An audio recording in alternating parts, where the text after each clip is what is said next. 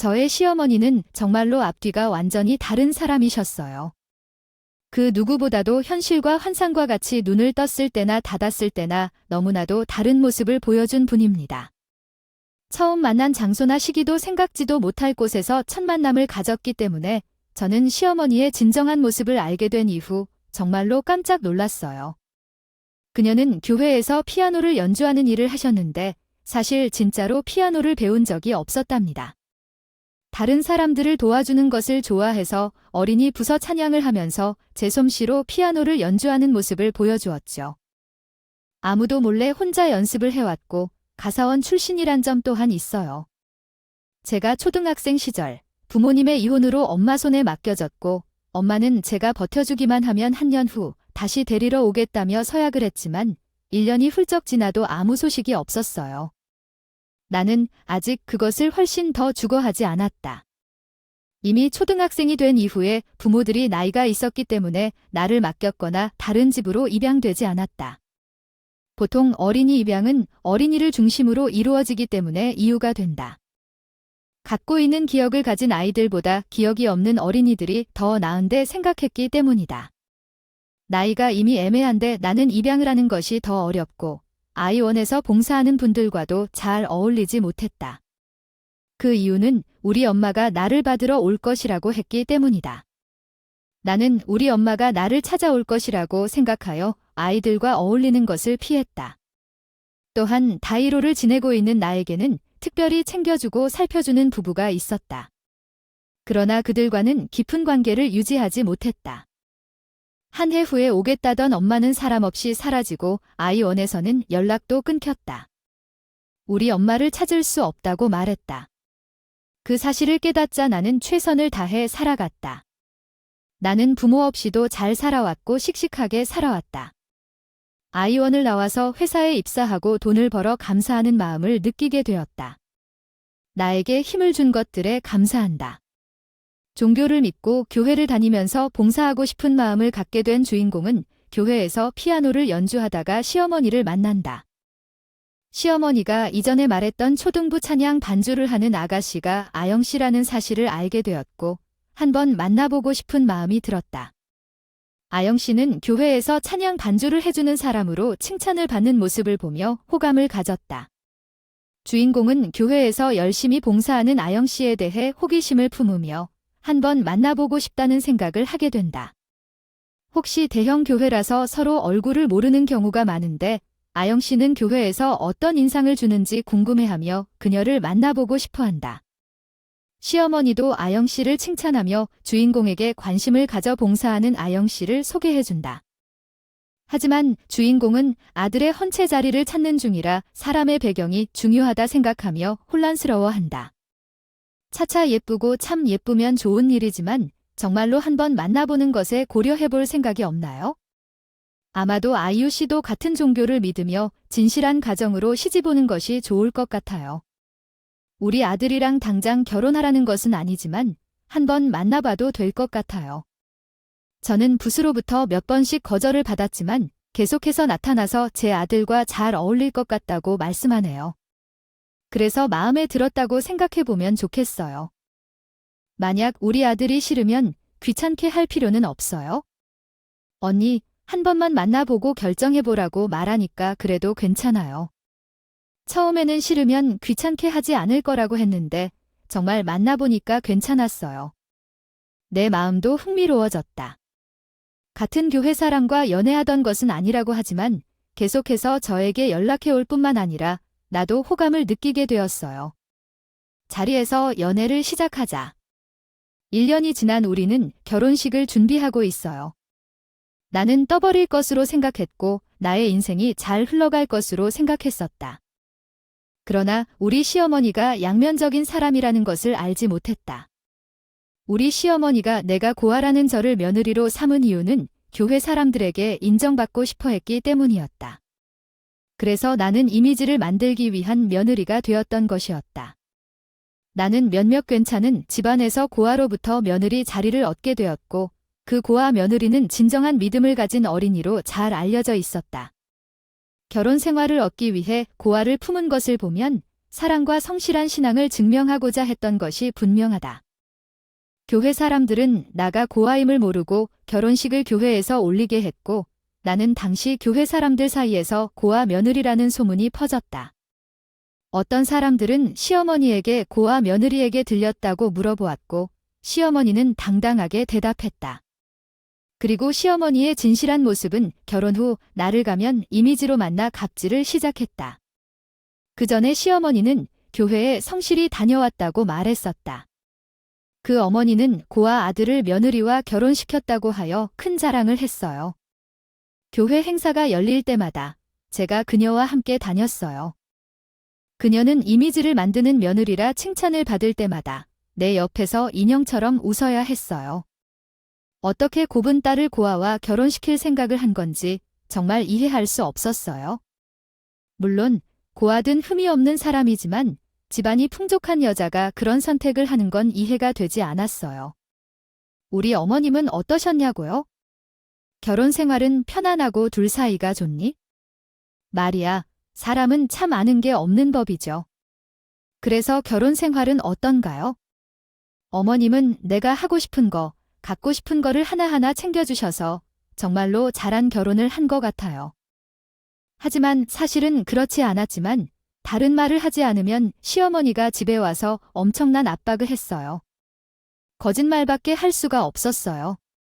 시아버지는 사업을 하셨는데 사실 대단한 사업은 아니었어요. 남편은 시아버지 일을 도와서 그와 함께 일을 하고 있었기 때문에 시아버지와 함께 출근하고 퇴근하느라 힘들었어요. 시어머니는 그것을 핑계로 우리 부부를 분가시 주지 않았어요. 너희가 따로 사람 집으로 나가 살지 않길 바래? 너에게 부모도 없는 자식이 어디에서 집 마련해 어렵겠니? 우리가 너에게 다 해줄 수 있는데 뭐가 다허냐? 우리 집에 방도 남았는데 왜 따로 써? 그냥 우리 집으로 와서 살아라. 넌 부모 없는 자식이 있으니 힘들지 않았겠니? 이런 식으로 우리 부부를 괴롭혔거든요. 반경이 비슷한데 굳이 따로 살 필요가 있나? 그냥 우리 집에서 시작하자. 여기서 돈 모아서 나중에 좋은 집으로 이어가면 되지. 가족들끼리 같이 모여 사는 거 좋잖아. 저도 처음에는 시어머니가 좋은 사람이라고 생각을 했기 때문에 돈 모아서 과하면 되지 하는 운마음으로 시댁에 들어가 신혼살림을 시작했는데 우리 시어머니가 덕해 너무나도 악덕한 사람이었던 거예요. 허구한 날 저에게 집안일을 시키는 것은 물론이고 잔소리도 멈추질 않았어요.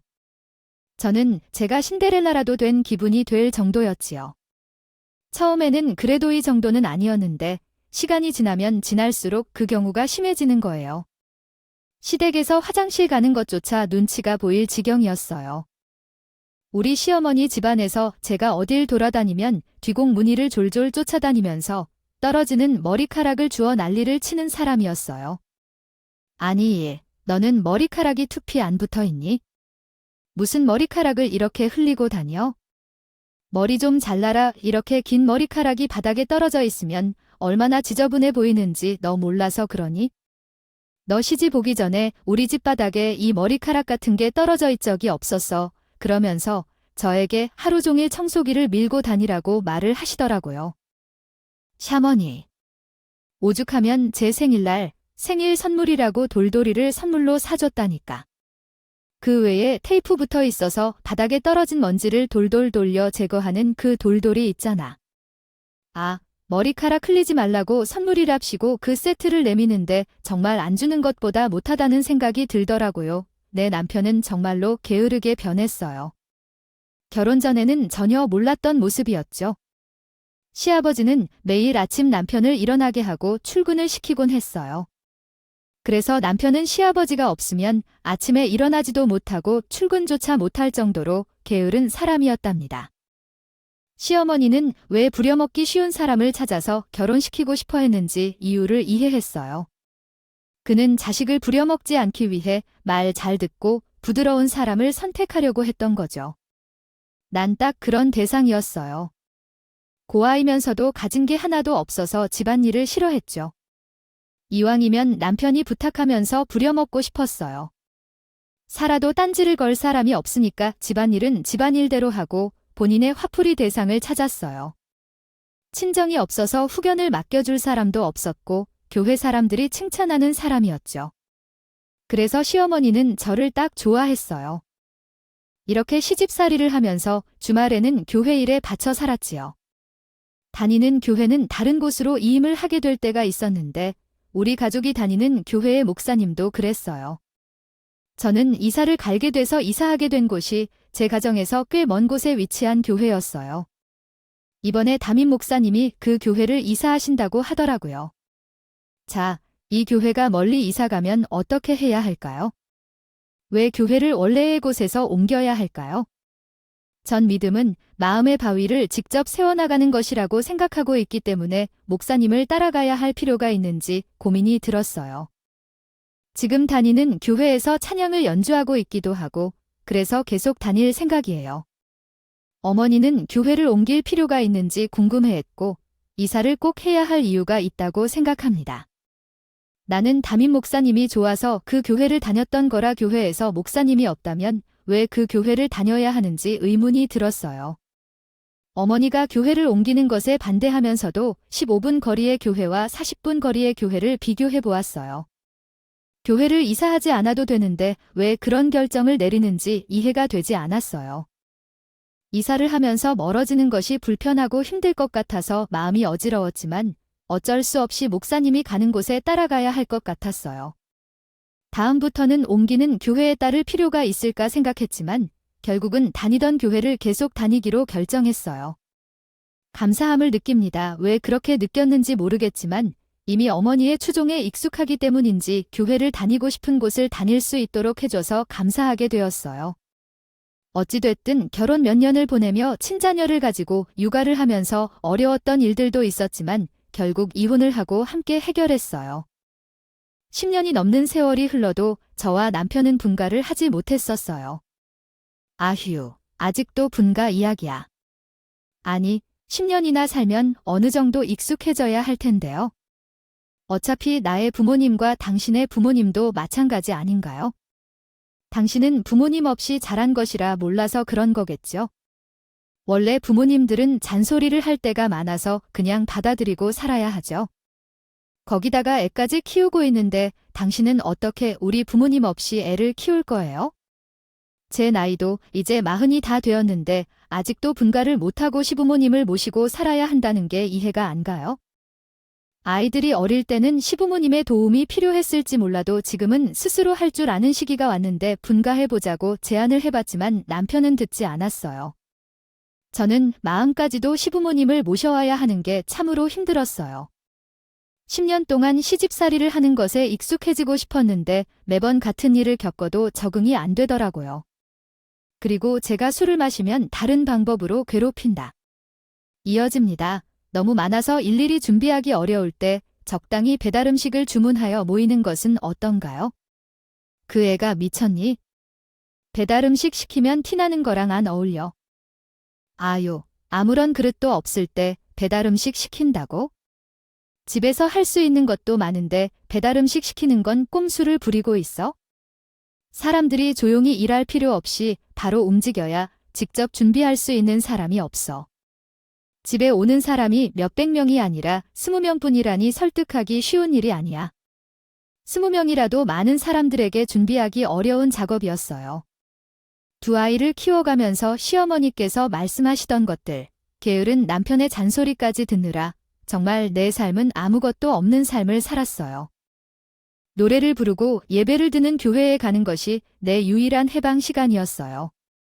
10년이 지나면 사람도 변한다고 하지만 무력함 속에서 내가 무엇을 좋아하는지, 무엇을 잘하는지, 그 어떤 것도 다 잊고 제 자신을 잃어버린 것처럼 살아왔어요. 시간은 나를 기다려주지 않고 내 얼굴에 살들이 생기고 나이 먹어 보이기 시작할 때 우리 시어머니의 칠순 생일이 다가왔어요. 칠순 생일에 대해 생각도 안 했는데 우리 시어머니는 칠순이라는 나이를 그냥 넘어갈 수 없다고 했어요. 100세 시대에 8순까지 해도 괜찮지 않을까 했는데 나이 들면서 문제가 생기더라고요. 친구들도 칠순 생일 잔치하고 있다며 다들 그냥 넘어갈 수 없는 것 같아요. 남들의 뒤처지지 않는 칠순 생일 잔치를 하고 싶었나 봐요. 그냥 넘어갈 수 없는 것 같아요. 우리 집이 망했다 싶어서 만만하게 보일 수도 있으니 아주 화려한 잔치를 열어야겠어요. 일단 호텔에서 하면 좋겠으니까 장소를 알아보고 식사도 제대로 준비해야겠어요.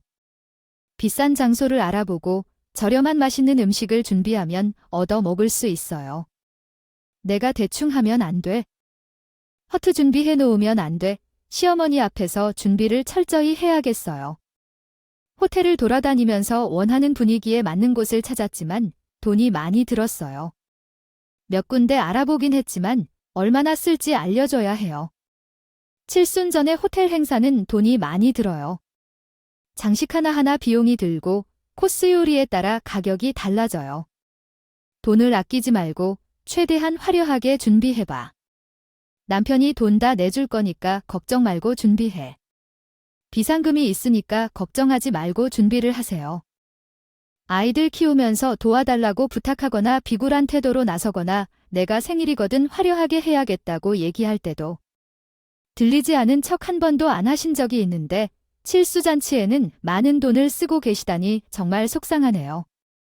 저는 돈이 없어서 월적거릴 때는 몰랐다고 해도 제 생일 파티에 돈을 쓸 생각까지 해줄 거라고 말한 적이 있었나요? 왜 갑자기 이런 말이 나오죠? 이해가 안 가요. 다른데 돈을 쓰면 아깝다고 생각하면서도 제 생일을 위해 돈을 쓰는 게 아깝지 않다고 생각하시는 게 잘못된 건지요? 지금 제 앞에서 무슨 말을 하고 있는 거예요? 제가 손주들한테 돈을 쓰면 아깝다는 태도를 보이면서도 이런 데는 돈을 아깝지 않게 쓰셔서 그런 걸까요? 매년 돌아오는 생일인데 왜 이렇게 서운해하면 제 처음으로 어머니께 이야기해봐야겠어요. 제가 이런 말을 한 적이 없어요. 지금 그런 건 아니에요.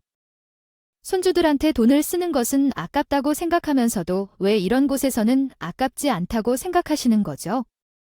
매년 돌아오는 생일이니까 한 번뿐인데요. 오늘 정말 기분이 좋았는데 이러니 망치는 겁니다.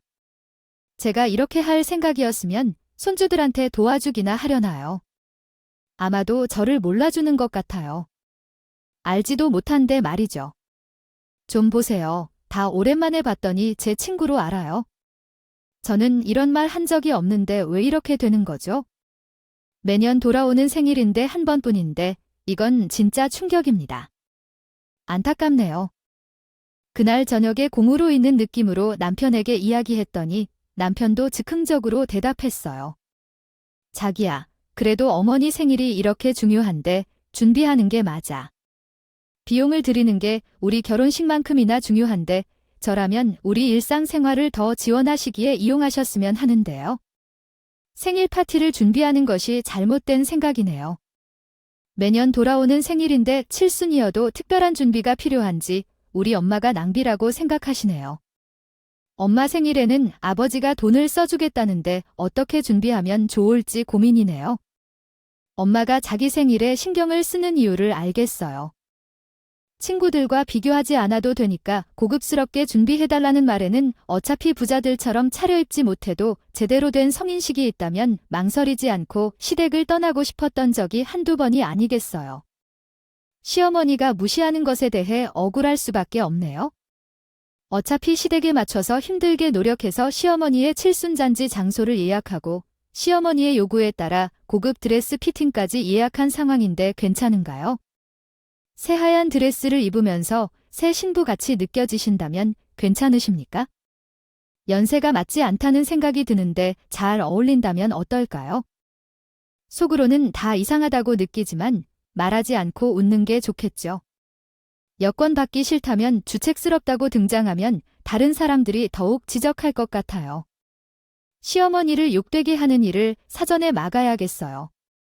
그렇게 준비를 마무리해 주셨네요. 결혼한 지 얼마 되지 않아서 남편과 마무리된 거 알고 곧 붙잡으려는데 찝찝하지만 마음 변한 척하기 좋은 날이야 한국을 떠나는 게 좋은 걸까요? 정말 말이지 삶을 살 수가 없어요. 아, 그렇게 행복했는데 보통 사람들은 이럴 때 열에 민감해져요. 지금 저렇게 생각하기 쉽지만 결국 잊고 다시 삶을 걸음마 할 거잔 되게 가기 싫은데요. 정말 사랑을 그만하겠습니다. 이제 무슨 말로 표현해야 할지 모르겠죠. 현실 난리를 기었다. 사랑 힘이 어떻게 아니야 조회조 봤습니까? 알 수 없었다. 잠시만요. 한국 알아봐요 할 아노요 싶어요. 조립 민감하게 반응했을 때 난 어디서 민감하게 반응했다고 하는 거야? 살아있는 사람을 보니 기분이 나빠서 그랬던 거야? 회사, 집만 오가는 사람한테 바램은 뭔지 알아? 그럴 시간이 있다면 말을 안 하지? 열심히 일하는 동안 남편한테 그런 소리를 해야 할 시간이 있다고 생각해? 생각 좀 하고 살아. 그런 소리를 했다가 남편이랑 사소한 말다툼까지 했어. 나에게 시어머니의 칠순 생일 선물은 정말 불편하더라고. 어쨌든 시어머니는 한번 깜빡하시지 않고 원하는 걸 줄줄이 말씀하셨어. 예약하면서도 시어머니의 부탁을 다 들어주려고 서둘러 다녀야 했어. 그렇게 힘든 마음을 쏟아내다가 칠순 생일 파티 당일이 왔어. 사전에 예약했음에도 불구하고 미용실에 가서 머리 관리하고 메이크업도 받고 오겠다니 너도 시간 맞춰 가야 해. 오랜만에 화장을 맡기는 거라 행복한데? 어머니, 제가 따라갈까요? 분홍색도 바르고 싶어서요. 사진용으로 불러둔 말에 제대로 화장하고 가면 좋잖아요. 예약한 사람만 하니까 안 될 텐데 너는 미리미리 가서 사전 확인해야 하지? 분홍색으로 붕뜨게 할 시간이 어디에 있어? 장식도 다 확인해야 돼. 그들도 돈 받는 만큼 서비스를 잘할 텐데 체크는 안 했으면 어떡해? 그러니 어서 가서 확인하고 와봐. 심이나 급하신가 봐. 사람들의 시선을 신경 써야 할 필요가 있나 싶기는 하지만 제 마음을 조절하고 시어머니의 말대로 한다. 칠순 생일 파티 장소에 도착해서 마지막으로 확인을 하기 전에 요청하신 텍스트를 한국어 글자로 쓰려면 다시 한글 언어로 선택하실 필요가 있습니다. 부탁드립니다. 이사 온 거 너무 축하드려요. 정말 대단한 준비를 하셨네요. 드레스가 아주 잘 어울리셨어요. 70살이라고요. 환갑이라 해도 믿기지가 않네요. 정말 축하드립니다. 권사님 외에도 이런 잔치를 벌이는 곳이 어디 있겠어요. 정말 대단하시네요. 은혜를 받으실 거예요. 교인분들이 축하를 해주시는데 제가 옆에 있을 자리가 없어서 인사를 드리러 옆에 시어머니에게 갔어요. 어머, 이분은 누구죠? 권사님의 담임 분이셨나요? 아니면 며느리 분이신가요? 인사 좀 시켜주세요. 어머, 왜 여기까지 와서 저와 붙어 다니세요? 우리 집에서 일하는 식모라고 하던데 여기까지 따라와서 일하겠다고 하더군요. 다른 데 가세요. 무슨 말씀이신지요? 제 딸처럼 여기서 일하고 밥도 먹고 주무시지요. 이 모든 것이 하나님의 뜻이라고 생각합니다. 사모님으로 불러주세요. 제가 밖에서는 오해받기 싫어서 그렇게 말씀했어요. 내래, 티를 내버리면 안 돼. 제 딸처럼 생각하고 대해주세요. 정말로 제 딸로 생각한단 말씀이에요. 사모님으로 불러서 소개하는 건 너무 창피하다고 생각했어요. 그런데 더 창피한 건 갑자기 한 여자가 시어머니에게 어머님이 저희를 만나러 오신 게 아니에요. 상황을 이해하지 못해 놀라 눈을 휘둥그렇게 떴는데 시어머니는 깜짝 놀라셨고 제게 어머니는 조용히 구석으로 끌고 가셨어요. 부모 없는 척 말고 여기 앉아있든지 집으로 돌아가든지 밥이나 먹을 생각이면 여기 있든지 먹고 싶은 대로 하거나 자리를 피워도 좋다. 귀엽게 행동하고 싶으면 모르는 척하지만 어련하게 있든지 해라고 말씀하셨다. 어머니가 제가 부끄러워하는 건 이해해요. 그러나 쥐자료가 무슨 말인지 도통 이해가 되지 않아요. 이건 무슨 뜻인가요? 이혼을 하라는 걸까? 왜 단번에 이해를 못하지?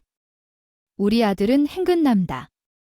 그런데 앞으로 너같이 아무것도 없는 고아는 우리 집에 필요 없다.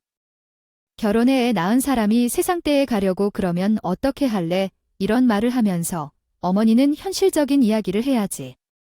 유부남이 세상떼에 가려면 어떻게 그러는 거야?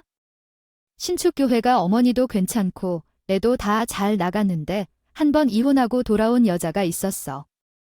그 여자도 이혼한 삶 끝고 돌아왔는데 마음에 들어서 새 며느리로 영접해놨다. 그 여자도 이혼했다고 하니 그 여자를 딸로 삼아도 괜찮겠지.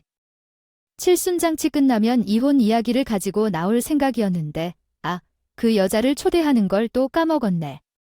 어쨌든 이렇게 상황이 벌어진 걸로 보면 이혼 준비를 철저하게 하고 있는 중이야. 지금 실제로 일어날 수 있는 상황인가? 딸린 유부남을 세상떼에 보낼 생각이라니 이게 말이 되는 상황인가요? 황당해서 말이 안 나와요.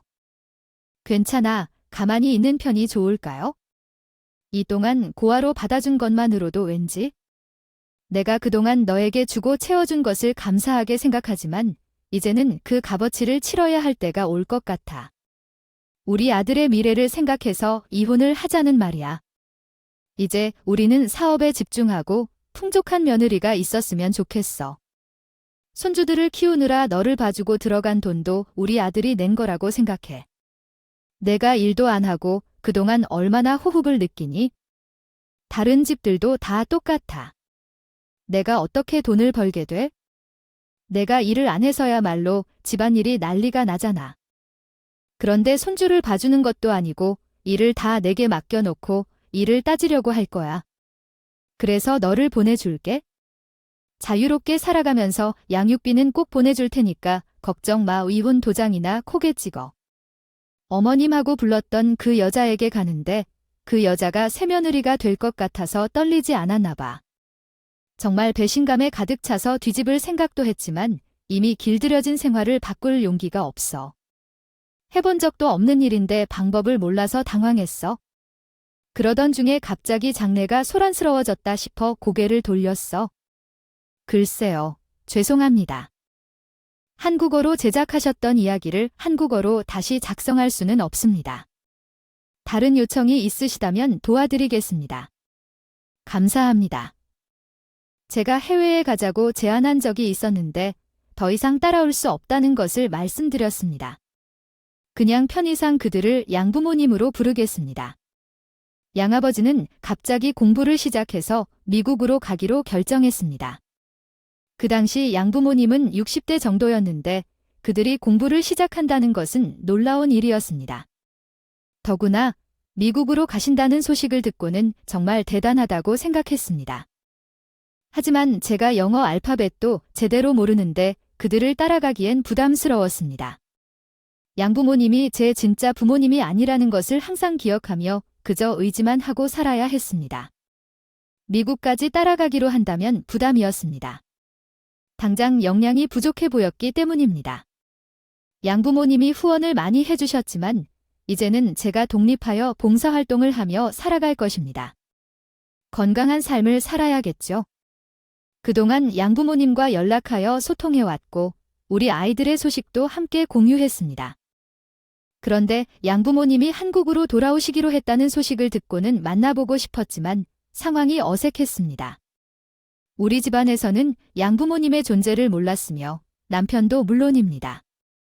사실 양부모님께서 뭔가를 해줄 필요도 저 역시 바라는 것도 없었기 때문에 시댁에 말하고 싶지 않았습니다. 결혼식 때도 관련하여 생각해보며요. 일정이 정말 바쁘셔서 한국에 못 오신 분이니까 더더욱 말을 못 드리고 주석에 앉아 있을 수도 없었어요. 대신 기금을 각기장에 넣어두게 돼 있었지만 사실 아이들 키우느라 다 써버렸어요. 어쩌면 참으로 감사한 분들이었지만 어색한 분들이었죠. 어차피 한국에 오신다고 하시기에 한번 대접은 해야겠다고 생각했죠. 그런데 이런 오랜 시간 후원자이자 양부모가 되어주시고 싶다는 분들이 나타나신 것 같아요. 진짜 양부모님과 대단한 인연이 있나 봐요. 미국에 공부하고 있던 것은 목회 공부였는데 한국에 들어오시게 된 것은 시어머니가 다니시는 교회의 목사님 초청 때문인 것 같아요. 그분들을 보고 정말 놀랐어요. 시어머니와 함께 있었는데 시어머니가 목사님을 발견하고 환영 인사를 드리더라고요. 목사님, 이렇게 오셔서 감사합니다. 초대장 받으실 때 못 오실 것 같다고 하셨는데 얼굴을 보니 너무 기쁘네요. 권사님 생신이신데 와 봐야겠어요. 서로 말이 아닌 덕담을 주고받았기에 목사님께서 제게 눈을 동그랗게 뜨셨어요. 지난번에 부탁했던 일 좀 생각해 보셔야 해요. 지난 목사님께서는 다 해주셨는데 이게 어렵지 않은 일이니까요. 아영이를 여기서 소개하면 어떨까요? 사람 인연은 참으로 소중하고 신기한 법이에요. 그 와중에 무언가 일이 있어 황당한 상황이 벌어졌다. 목사님이 당신과 어떤 관계를 맺었는지 상상할 수 없다. 도대체 목사님이 이렇게 미국에서 오신다는 것을 알고 어떻게 그런 경우가 생긴 것일까? 아무튼 어떤 상황이 벌어졌던 것이든 그 상황을 이해하는 것은 불가능하다. 사람 사는 게 참 신기한 법인데 그렇다고 해서 상황이 잘못된 것이 아닌가? 그런 상황에서 어떻게 조작하겠는가? 이야, 우리 목사님도 참 신기하지만 위자료와 이혼까지 얘기하실 줄은 몰랐다. 이런 상황에 완만하게 해결책을 찾을 것이다. 여전히 하나님의 뜻이 있다고 하면 새로운 길을 찾을 수 있을 텐데. 아무쪼록 목사님이 좋은 일을 하시길 바란다. 이게 우리의 소원이다. 어쨌든 좋은 일만이 목사님에게 가득하길. 그렇게 한동안 말이 없다가 어떤 말을 한 것 같은데 오늘은 그분이 노우머의 얼굴이 처질 정도로 희다는 걸 알 수 있었고 내장은 곧 아수라장이 되었습니다. 대가로 사람이 많이 실려있을 줄 알았던 여자가 이 집 며느리라고 했을 때 경악했을 텐데 내가 내 사람이 어디 있겠어. 다들 소근소근하게 시어머니의 얼굴이 정말 노래의 지배되었고 난니한테 정말 난리가 났어. 그런데 내가 굳건하게 부임하자마자 탈세를 도와달라고 헌금 조작을 해주라고 했을 때 내 양녀는 쓰라고 해요. 아깝지 않지만 이 말인 잭슨 이전 교회 목사가 수수료를 받고 탈세를 도와줬다. 기부금으로 인정되는 헌금을 세금 없이 받아서 사업을 하는 아버지가 세금이 계속 늘어나서 편법으로 이런 식으로 탈세를 하고 있었던 거야. 그래서 목사가 40분 거리의 교회로 옮기려고 할 때 함께 갔어. 거기서 며느리도 없이 남편이 세장과 갈 만한 여자가 있는지 알아보고 있었고 나는 어디에서도 도움을 받을 수 없었어. 그래도 결국 굉장히 괜찮은 집안에 이혼하고 돌아온 여자에 대해 알게 됐고 이미 재매를 계획하고 있었지만 그전 교회에서 이적한 목사가 탈세를 너무 많이 하다가 교회 사람들에게 걸려 퇴출당했고 새 목사로 나의 양아버지가 들어오게 됐어. 그도 몰랐는데 미국에서 신학 공부를 오래 해서 미국에서 계속 목사였기 때문에 초청을 받아서 부임을 하게 됐어. 시어머니는 그 사실을 모르고 목사님 부임하자마자 찾아와서 탈조를 달라고 했는데 그 부탁이 부담돼서 칠순잔치도 하기 싫다고 했대. 거절을 하기로 했다면 빨리 하는 것이 좋지 않을까 해서 직접 찾아온 것이라더라고. 어째요? 진실하지 못해서 핏기 한마디도 없이 변해버렸죠. 달세 신고 제대로 먹여야겠다. 결혼을 한 아들을 혼시로 거라고 세장과보에서 자리를 찾아봐요. 이것도 속임수 결혼 아니에요. 아버지가 경찰 불러서 잡아가라고 해야겠네요. 양아버지가 화를 내자 시어머니 바짝 엎드려서 잘못했다고 빌기 시작했어요. 아, 목사님 오해입니다. 오해. 아이고, 이런 인연이 있을 줄 누가 알았겠어요. 제가 잘못했습니다. 노인 내가 욕심할 때 잘못 부린 것 같네요. 부탁드린 제안은 다 잊어주시고요. 며느리에게 식모하고 한 일에 대해 사과하겠습니다. 목사님님 출사하려 한 것이 아니었어요. 그저 조금 돈 욕심이 났을 뿐입니다. 그 말에 남편이 세잔가 가려고 했다던 돌싱이 남편의 뺨을 후려치고 아니 이혼했다고 하던데 마누라가 있었어. 지금 나를 조롱하고 있는 건 어떻게 이러한 조롱을 당당히 할 수 있어. 어머님도 그렇게 생각하시는군요. 나에게 다가와서 우리 아들도 이혼을 서로 하라며 괜찮다고 해서 만나보자고 권하는 말을 하니 그게 다 거짓말이었어요. 아유, 세상에 이런 사람들이 있다니 난 미개하단 말이야. 당신들 2번 다시 얼굴을 드는 생각도 하지 마세요. 시어머니가 그렇게 소중하게 생각했던 교회 사람들이 모두 놀림을 당하며 칠순 잔치 장소를 맞아들게 되는 것은 당연한 일이었어요. 마음을 곱게 쓰고 살아야 해요. 권사님 아니요. 이런 사람이 권사가 될 수 있어. 교회에서 그냥 쫓겨나도록 해야 정신이 돌겠지. 내 의견이야. 아니요. 그렇게요 하다가는 천국 못 간다고요.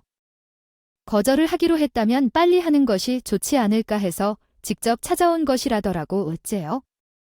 지옥에 나가라 이래서 사람 것 모습만 보고서는 모르는 일이야.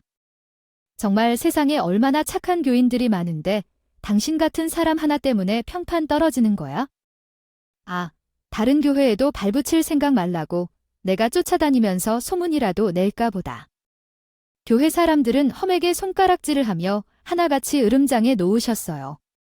시어머니는 그대로 바닥에 주저앉아서 멍히 있었죠. 양 아버지께서는 제 손을 잡으시더니 저한테 나가자고 하셨어요. 이따위 경우도 없는 집에서 식모 지급받으면서 버티고 살 이유가 뭐가 있냐? 든든한 친정이 없는 것도 아니고 내가 진정 아버지 해준다 안 했어. 나가자. 목사님도 사모님도 제 손을 꼭 잡아주시는데 제가 정말 서러워서 눈물이 다 나더라고요. 글쎄, 제가 고아라고 부모 없어서 만만하다 해서 그동안 잠일이란 잠일 다 하고 살았어요. 근데 이제는 가치가 없다면서 이혼하자고 하는데 서러워 죽겠어요. 정말 저도 이런 집에서 이제 그만 살고 싶어요. 탈출하고 싶다고요. 그동안은 용기가 없어서 못했는데 저도 이제 용기 내 도망갈래요. 그래, 내가 뭐가 아쉬워서 이런 취급을 받사로 같이 가자. 지금도 늦지 않았다. 같이 봉사하는 마음으로 살면 되지 않겠니? 든든한 친정이 왜 없겠어. 우리들이 되어주겠다. 그 말이 끝나기가 무섭게 주저앉아 있던 시어머니가 갑자기 제 바지가랑이를 붙들고 늘어주더군요. 마치 거머리가 피를 발라먹는 모양새로 착 달라붙어 있는데 다리를 흔들어도 떨어지지 않더라고요. 이에 내가 너랑 우리 아들 이혼하려고 했다는 게 다 거짓말이야. 우리 아들 없으면 어떻게 살아? 우리는 또 어떻게 해야 해? 함께 보낸 그동안의 시간이 있잖아. 이대로 가버리면 우린 어떡해? 실수는 누구나 한 번쯤 하는 거야. 그 집의 종로를 탈 사람이 필요하겠지? 또는 돈이 많아서 지원해 줄 사람이라든가. 아버님 사업 세금 문제 때문에 걱정돼. 그동안 탈세를 했던 걸 신고해버리면 정말 큰일 날 거야. 남편은 뭘 할 수 있겠어? 위자료는 제대로 받아서 이혼했어. 현재는 잠시 부모님 집에서 지내고 있어. 저는 지금 중이에요. 빨리 집을 구하고 취직해서 나가야겠죠. 아이들도 둘을 키우고 있는데 제가 얼마나 염치 없는 사람이던지 이곳에서 계속 머물 순 없잖아요. 솔직히 말해서 내일을 어떻게 보내야 할지 막막하지만 아이들은 한 부모 지원 혜택을 받아서 잘 버티려고 해요. 목사님께서도 도와주신다고 하셨고 제 상황을 알게 된 교회분들도 저를 도와주신다고 합니다. 정말 감사한 인연들이에요. 앞으로 이 인연을 소홀히 여기지 않고 잘 이어나갈게요. 제 이야기를 들어주셔서 감사합니다.